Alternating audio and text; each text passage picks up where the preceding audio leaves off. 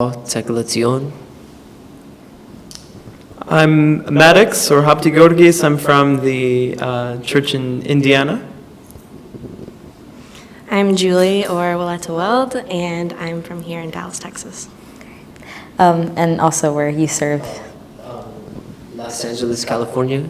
All right, love it. So before you became an Orthodox Twahedo Christian, what are some things, or maybe some questions you had about our faith prior to this? So I was cradle Orthodox and የኢትዮጵያ ኦርቶዶክስ ተዋሕዶ ቤተክርስቲያን የሥርዓት ባለቤት መሆኗንና ከሐዋርያት ተቀብላ ለትውልዱ እያሰረጸችው የሚገኘው ሥርዓት አምልኮ በዓለም ሁሉ እየበራ በርካቶችም ወደ ኦርቶዶክስ እንዲመለሱ ምክንያት እየሆነች ትገኛለች። ከሰሞኑ የተመለሱት እነዚህ ምእመናን እየገለጹት እንደሚገኘው ቅድስት ቤተክርስቲያንን ባዩአትና በተመለከቷት ጊዜ ትክክለኛ አምልኮ በኢትዮጵያ ኦርቶዶክስ ተዋሕዶ ቤተክርስቲያን መኖሩንና መሳባቸውን ይገልጻሉ። I just feel really at home just from the first time ever coming to the Ethiopian Orthodox Twahedo Church. I attended an Antiochian church where I think there might be some Syrian influence, but it was like mostly like Lebanese people, I think, but a mix of a lot of different people at the church I went to. So it's a lot of Arabic and like Greek spoken, but I just feel like really at home. And I'm wondering if, because I know Ethiopia does have some Syrian influence, maybe that's why, but yeah, just on my journey, continuing to like just love Orthodoxy. I'm just so happy that I grew up with it, and so happy. Yeah, so I had heard of the Ethiopian church before I first visited a little bit. And I wasn't, when I first visited the church, I wasn't thinking I would ever join. I was just interested. And so I was going really just to get my questions answered from, just a curious perspective. But after I visited the church for the first time, there was just a feeling of the presence of God which I hadn't had before. And so I feel like a lot of my curiosities initially kind of got put on hold, and I was most curious about the presence of God in the church more than anything else. I came in thinking about the church more from a historical perspective. I was interested in the history of Ethiopia and all this, but all of that sort of got put aside for a moment when I had my first experience of the Qadasi. But, going forward, I continued to, my curiosities continued to grow, and I would say I was most curious about the history of the church, really. I mean, and I continue to be very fascinated by this, and learning every day too. So I'd say those are probably the main questions I had coming in. Wow, I fell in love with the Ethiopian church, partly because I fell in love with an Ethiopian man.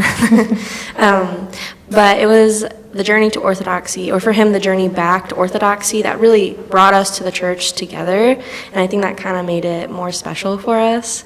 But also personally, like whenever I did actually go visit the Orthodox Church for the first time, I did also feel like that same kind of presence. Like I had been looking for something with more depth and meaning than what I had found in Protestantism. And just immediately when I got there, I could tell like this was different and this had that depth that I was looking for. I love it. When converting, were there any specific challenges that you guys individually faced, or maybe you think that people that are converts or are in the path of converting to our faith, some challenges that they may face?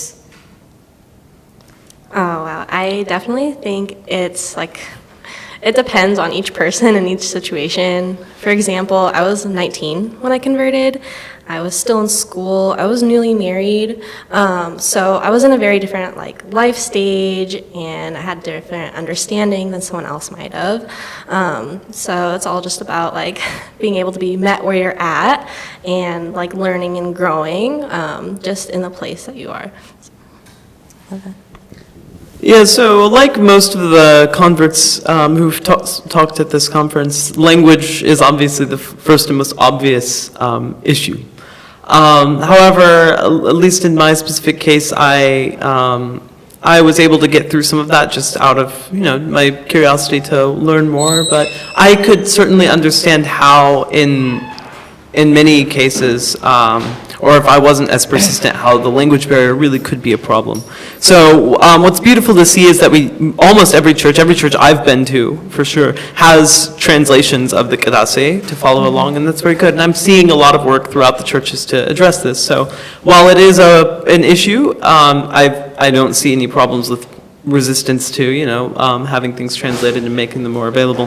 One thing I've pointed out before is that we have a lot of the material translated. We have a lot of the books translated, particularly things like the Amara Mariam and Qadase and even like the Melk Mariam and some of these very important texts of our church, but they're not made available to converts. And so I think on the parish level, something that can be done to address that is to make these texts available, to make the daily readings available. And so it's not even a matter of getting them translated, it's a matter of making them available to the people. Another common concern has to do with the culture, which is the next most obvious thing. That there's a very different, there's a very strong culture within the Ethiopian church. It's one of the most beautiful things about the church, but it can be very shocking to people who aren't used to it. And I mean, it can probably be equally as shocking to the Habesha people to have somebody come in who knows nothing as well. So there's sort of this initial shock on both ends that I've experienced. And I think it's very important, above all, it's very important to prioritize converts speaking with a confession father or with the priest, to be able to discern between what is a cultural standard and what is a standard of the religion, and what is a standard that's been revealed to us in the Holy Scriptures and in the canons of our church. And I think that there are many things in the culture which have sort of come in which aren't justified in the canons, in the same way that there are many things in the church that are, that don't live up to those standards as well. And so I think that really one thing that might be fruitful in America and beyond, in any of the diaspora communities where you're seeing converts, is this return to a certain textualism, to really looking back at the sources and trying to stay with the canons in a way that we can do with the converts in a way. Because the one thing with at the moment of baptism, we are made a new person, and so the formation of that new person is so deeply important. And so, and then the third thing I'll say on that note is catechism, and having a very structured and patient training for people joining the church. I find that oftentimes people can be rushed, just simply because we don't have a formal structure to, in a lot of churches, I mean, certain churches might be different, but in all the cases I've heard, there's not been a really formal structure to teach new people joining the church. And so when they get baptized, they might not been ready. They might not have the proper resources to deal with that. So I think that those three things, making things that we have translated available, looking at the canons and not only projecting culture both ways, from both perspectives, and third would certainly be the teachings. Yes, exactly. Yes. Good. The catechesis. Sorry, I completely forgot. The catechesis, and having a formal catechesis process lasting at least a year to really make sure people are ready and ready to join and learn in the church. I love it. Well said. So I just kind of said how I felt so at home, but I'll just point out the obvious. Is I stick out like a sore thumb. You know what I mean? It's everyone's Ethiopian. It's ethnically, we all look real different, from the rest of the church. And even being a Rastafari, coming to church and stuff is going to be kind of a tightrope, walking like a tightrope or something. But you gotta learn. It's a struggle. It's like anything else. But man, it is home. It feels so good to worship God with the real faith, and you want to know the true faith and the real body of Christ. This is it. It's also maybe some struggles could be these ortho bros that want to destroy our faith in a 4-hour video. They're gonna destroy the true Orthodox faith in a one video series or something. But yeah, it's just So I guess to learn the theology, learn these like ecumenical councils and be able to defend your own faith and just know that the Mia Physi faith is the true faith. I came from the Eastern Orthodox and now I'm Oriental, and man, I'm just so happy to be with the real children of God. It's the most blessed thing I've ever been a part of. Love it.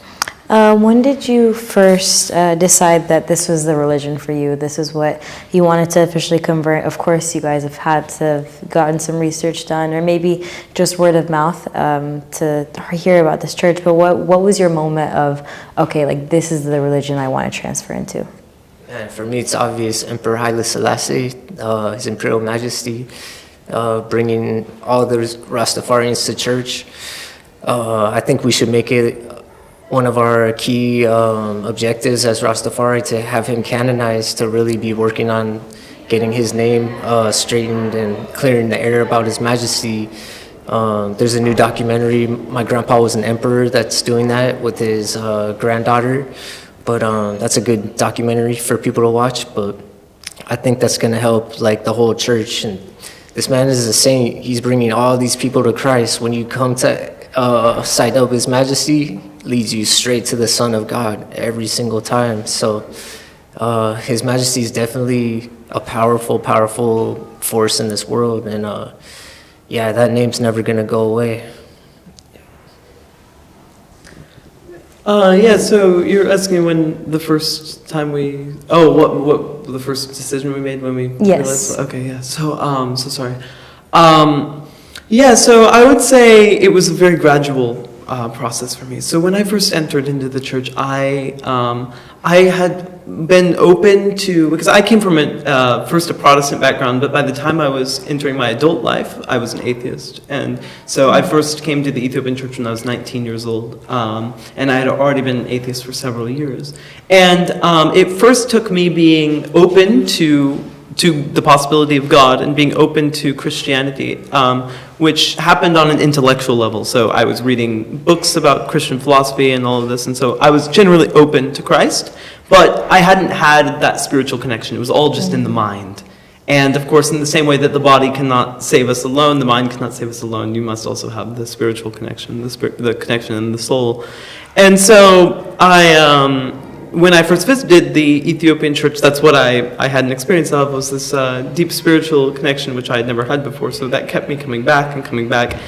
And I didn't want to rush into anything. And so after receiving some of the teachings, I did a lot of my own research into the church history, like our brother here was talking about with the church councils earlier, reading some of that history and listening to some great voices who are from not only the Ethiopian church, but also our sister churches like the Coptic church and the Syriac church, who are doing great work in uncovering the nature of our church's history and doctrines. And so it was really marrying the intellectual connection and that spiritual connection together that made me confident that I was where I was meant to be. And the fact of what the Twaḥዶ doctrine teaches us, which is that our Lord Jesus Christ was perfectly united to our nature and to God's nature in one nature.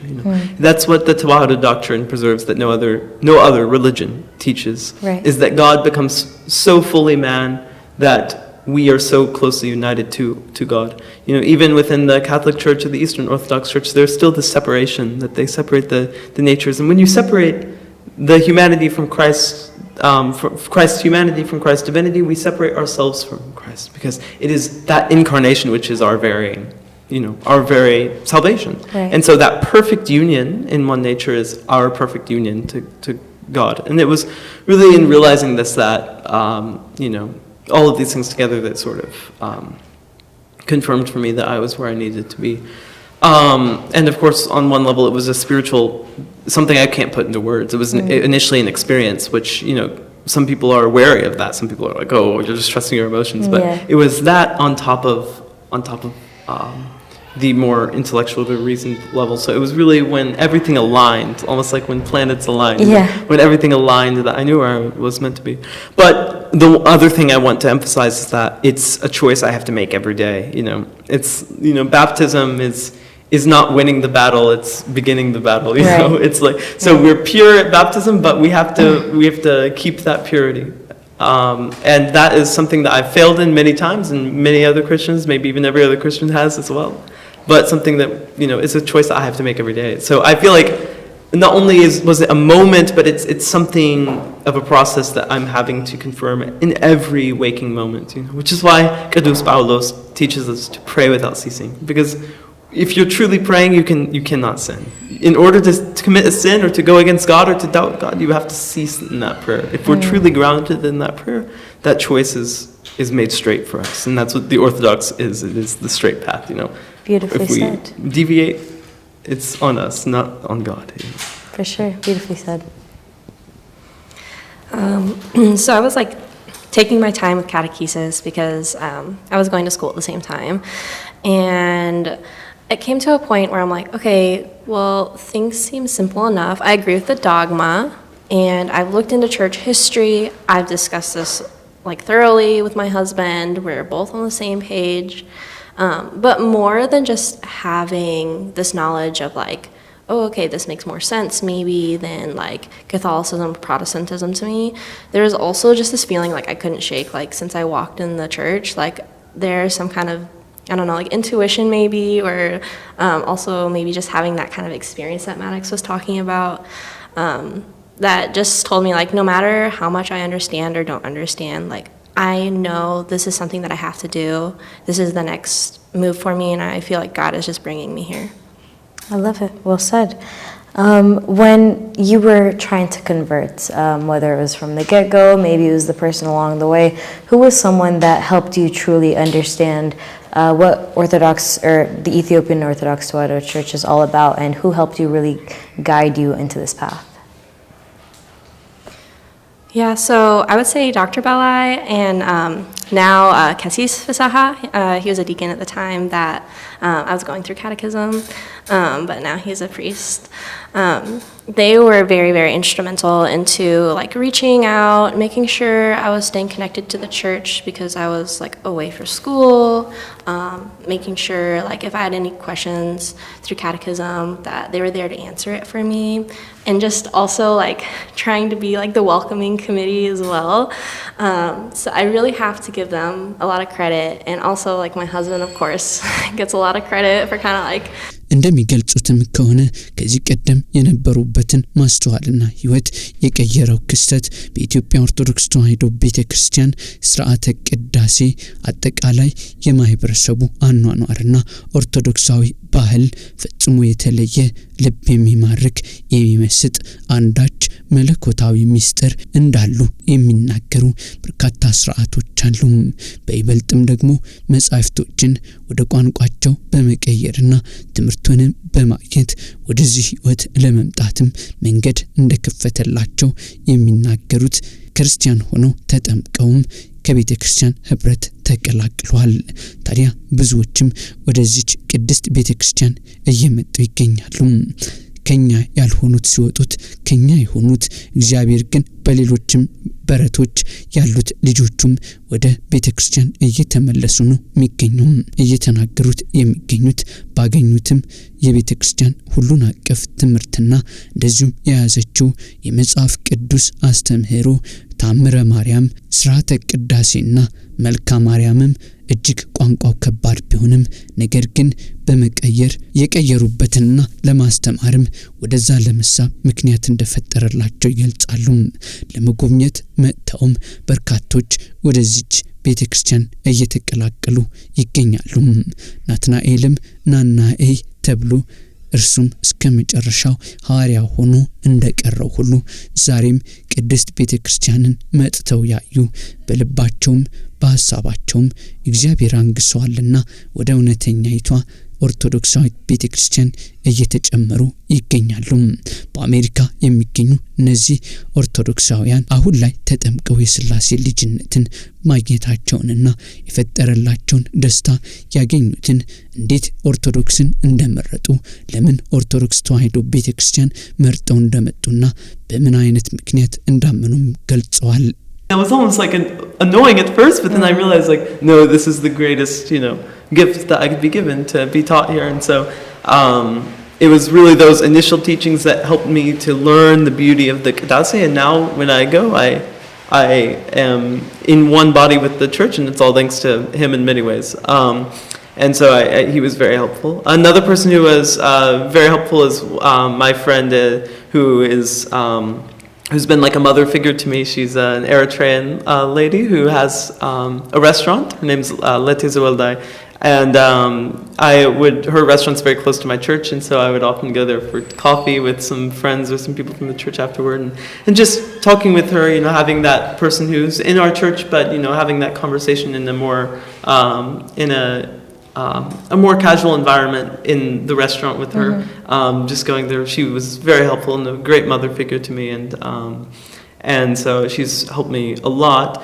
And then finally, I want to say the Qasis Fasaha, who was, again, we come from the same church in Indiana initially. And so, who was Diakon Fasaha initially, who was in charge of my catechesis, was just incredible. And seeing him be ordained a Qes was a wonderful blessing. And it's so wonderful to have a good, very knowledgeable, great preaching, English-speaking priest available in our church now, and he continues to bless our congregation and to bless me personally. I talk with him almost every day, and so he's the one who sent me here to learn. He sent me here down to Dallas to learn, and so I'm very grateful to all three of those people for their role that they played in the church. And without them, without the community, what is the church? That's such an important aspect of the church, and I think it's one that at least in my experience and in the experience of many converts who I've spoken to, especially more recent converts who I've spoken to, that community is something that the Ethiopian church is doing very well, and so that would be one of my praises of the church as it is now, for sure. Love to hear it. Yeah. Like I said, it was kind of maybe a little intimidating at first when you're coming to the church, but like I said as well, you just feel so at home, and wow, it's holy. It's like a holy place, but taking off your shoes and the whole thing. But yeah, the community, for us, the Rastafari community, man, there's some elders out here that are straight geniuses. They're like geniuses at music, geniuses at everything, theology, the whole thing. They are so helpful to me, and a lot of people taking me under their wing that but just the church in general. But we take it so seriously and stuff as far as Rastafari, and get a little technical, hopefully not too over technical. Maybe you should loosen up. Some of the Ethiopians are telling me, but what's it called? But yeah, the whole community, there's so many nice moms, so many nice grandma kind of figures in the church. Everyone's so helpful. Wow, it's just a beautiful family to be a part of, and yeah, a lot of it though is a little bit of a crash course. You're just kind of on your own, to be honest, at least my experience. You're just kind of you're learning on your own. It's been a little bit of a journey, years and years passing by, that now finally some of the Rastafari brethren are starting to recognize, and they want to come to Orthodoxy too. So those brothers, man, as we all come together and we're all fired up about this, sharing stuff back and forth, it's it gives, the more they study, the more you're studying. It just works back and forth. You want to share something with them. It's it's just an amazing thing when everybody else wants to come together too. It's lovely to hear. Now, before we transition to life after baptism, I must ask, when did you all get baptized? So again, I was baptized Cradle Orthodox, Eastern Orthodox, but I was chrismated in 2016 in Aksum, and then by the head of the high priest up there, Abba Nubrede Mahari, and then I actually got blessed by Abba Gebre Meskel, the sitting guardian of the Ark of the Covenant, to be honest. That man, I think that was probably the peak point of my entire life. Probably it feels like it was slow motion as he was blessing me, and I was crying, But I want to just say going to Ethiopia, taking my trips to Ethiopia, I've been there 4 times now. You can do this all here in the States and stuff, but honestly, you have to go to the homeland if you're serious about this. You'll learn so much. It's just a 9-day difference. The diaspora Ethiopians are very helpful, but when you see they'll see how serious you are. They know that God has brought you there, and man, it's just it's like it's a different blessings experience. upon blessings. Yeah, it's a whole different experience though. Love it. Yeah, so I was baptized about 2 years ago in the church in Indiana at Qudus Mikael Church, Debre Salam, by the Malaka Salam there, Qasis Neguse. And it was, it was a very blessed experience. Again, I shared something of, it certainly wasn't in Aksum, it was in a little shower in the top of the small church, but I had that same experience of just, it felt like sort of the turning point of my life, like the hinge, in the same way that Christ's incarnation is the hinge of history, is the very center of history. It felt like this is the center of a convert's life, is that they have their life before and then they have their life after, and this moment sort of stands between, the two. Yeah, exactly. Lovely. So I was also baptized at Debre Salam Qudus Mikael in Indianapolis by Qasis Neguse. So it's interesting how we have a lot of similarities there.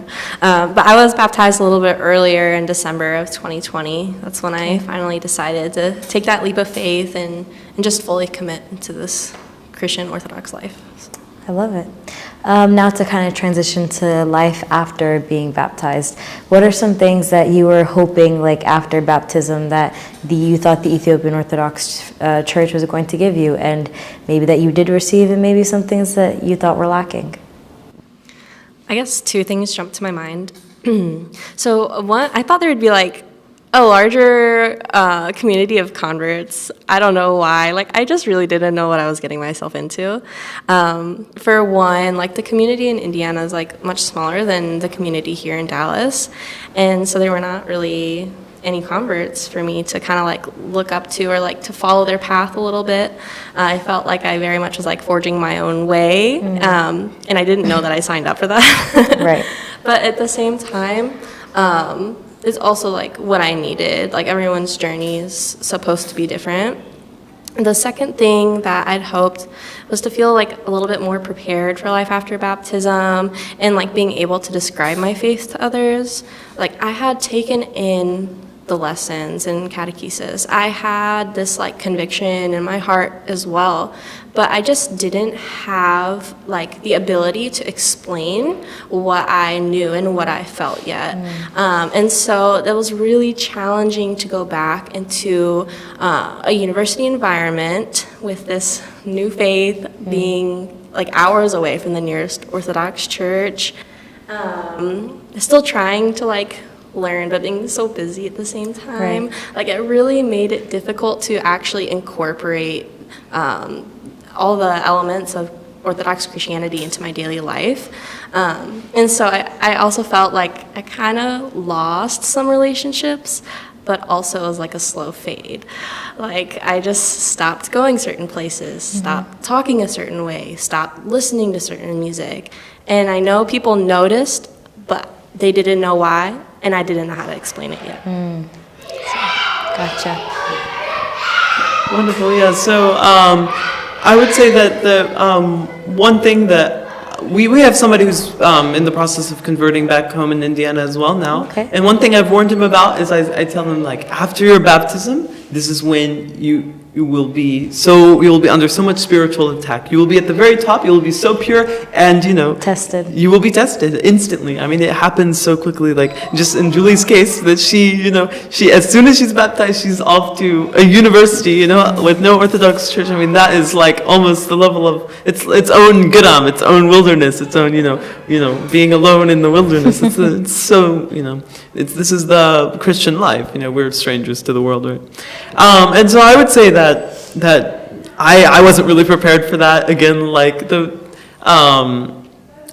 sort of process of my catechesis, and it's no fault of the community per se. I mean, the only convert who had really stuck around at that church before me was my friend Julie here. And so other than us, it was, there wasn't much available information. So again, like I iterated before, I think that really emphasizing the spiritual father and the connection to the confession father is so important. Your confession father should know you as well as your own father, your biological father. Your confession father should know you almost as well as yourself. You should have to, there are parts of yourself that you should reveal to no one but your confession father. Right. He is the image of Christ in your life. He's the first image of Christ in your life. The one who listens, the one who sacrifices his time for you, and the one who gives you forgiveness by the power of Jesus Christ. And so I think that wasn't something that was necessarily emphasized as much, and something that can certainly be done. Can certainly change. I mean, I was connected to a spiritual father, but my spiritual father was traveling, and we only had one full-time priest at our church at the time, and one priest who traveled sometimes and was there some other times. So I would just say to anyone who's converting, or to any of the Ethiopian faithful listening who is active in the church, that again, getting with that confession father is so important. And it's not just something for converts. I mean, it's a problem that our church faces in general. And many people aren't doing regular confession. Many people, and because they aren't doing confession, they aren't taking Qudus Qurban. And because they aren't taking Qudus Qurban, they aren't connected with God in the deepest sense. And so I think that's something that can really be emphasized. And also not assuming that we're holier than we are. Like I've found that many times, because I go to Qadase very early. I don't miss Qadase much, but people assume I'm holy. People assume I don't need help, but I'm certainly far from holy, and I need so much help, just like anyone else. And so it can be just as damaging to give someone too much praise as it is to give them none at all.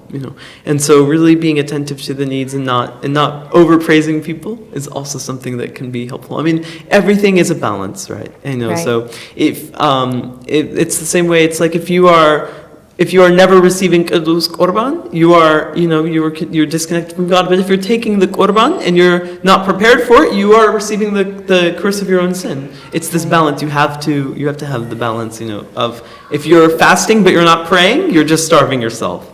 If you're praying and not fasting, your prayers are not grounded in God. They're grounded in your own strength. It's all about this balance. So I think that's another thing I would say. Other than that, just being prepared for that spiritual attack, having the confession father to hold you and to be someone who you can speak to through everything, and then really keeping that balanced life and not taking the extremes, I guess I'd say. Basically, wow, when you get so into the church, it's so holy. For me, my personal experience is everywhere around me. I'm just like, wow. I live in Los Angeles, California. Everyone's like an atheist. Like everybody, you see the difference of people's different worldviews. People have like totally different morals and values and everything. Mindset. And like you try to be patient, try to be loving. It's a test, but maybe that's what I'm dealing with a little bit, but it's kind of it's a challenge sometimes where we live out here in the West. I feel like it truly is a straight Babylon over here. It's tough sometimes. If you want to be on some righteous path, you're going to get ready for like trials and tribulations. Yeah, and personally, people that are going to use and abuse you, that act like I have my own problems and stuff, but like people can see straight through it sometimes, and they want to like try to manipulate you and stuff. But it's a tricky world out here and stuff. But I think and just being an American and stuff, and trying to come into this church, it's like the community is like at church, and I'm trying to connect more onto the youth group stuff and the Zoom chats, and we're all like digital these days. Like I want to be in more real life, but that's why I just want to move to Ethiopia. I want to be with my brothers and sisters and with everyone that believes in the same thing as me. It's beautiful because I grew up Orthodox, but I'm a Westerner, modern Westerner person, and when I go to Ethiopia, it's like that's what they've always suggested, for us, is to go to an Orthodox Christian nation, to go and see what it's like. You'll learn so much and see what it really looks like, and man, just a little taste of that, and that's where I want to live, that's where I want to die, is Ethiopia. I love it. So coming off of things that are challenges you guys have faced and things that you thought the Orthodox Church probably could have had better opportunities in keeping more people, what do you think is one big factor other than the disconnect after baptism that people have from the church? And some struggles that we find when people are, learning and then get baptized, but then all of a sudden disappear from our Sunday services. Yeah, it's kind of like a natural pattern. We're human beings, but it's like when the Israelites were freed from Egypt, and then what they do went straight back to some idol worship or Right. As people, we do this, all of us, I think, kind of, we all sin, but we're all kind of on our journeys, and I think the Bible really does just lay out the patterns of reality, and just this stuff is inescapable. It's the actual truth. But yeah, we're in a real tricky time again right now, but yeah, I think for anybody coming into the Orthodox ancient church in our modern days, it's like, get ready for, man, it isn't as, easy as it seems. I guess I'm blessed that I was Orthodox growing up, but I feel like I am a convert. I've converted to the Oriental faith, yeah, I think it's just, getting baptized, like he says, kind of the beginning. It is the triumph, though, and everything. If you just, faith is something that you're gonna, faith, determines the end, you have to endure to the very end. Something you take with you. የእነዚህ እህት ወንድሞቻችንም ወደ ቤተ ክርስቲያን ሕብረት መምጣት እጅጉን ደስ የሚያሰኝ በመላእክትም በሰውም ዘንድ የሚፈጥረው ደስታ ታላቅ ነውና ቤተ ክርስቲያን የሚስጥር ባለቤት ናት። በውስጧ በርካታ ሚስጥራት አሉ። የምትከውናቸው መንፈሳዊ ክዋኔዎችና የአምልኮ ሥርዓቷ በምእመኗ ዘንድ ያለውን ባህል እጅግ የሚያስደስትና የሚስብ ነው፣ የሚማርክም ነው። ታዲያ በዚህም ወደ ቤተ ክርስቲያን ለማየት መጥተው መቅረታቸውን ነው እየገለጹ የሚገኙት።